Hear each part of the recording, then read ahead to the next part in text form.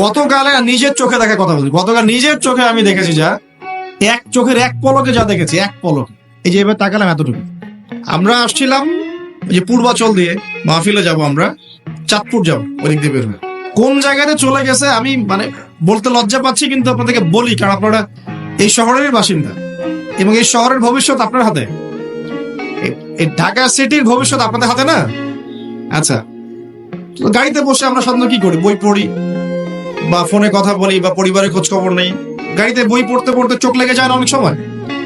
তো চোখটাকে রেস্ট দেওয়ার জন্য জাস্ট একবার গ্লাসটা খুলে বাইরে তাকিয়েছে। পাশ দিয়ে একটা গাড়ি চলে গেল, একটা উবার টাইপের একটা গাড়ি চলে গেল, ড্রাইভার গাড়ি চালাচ্ছে।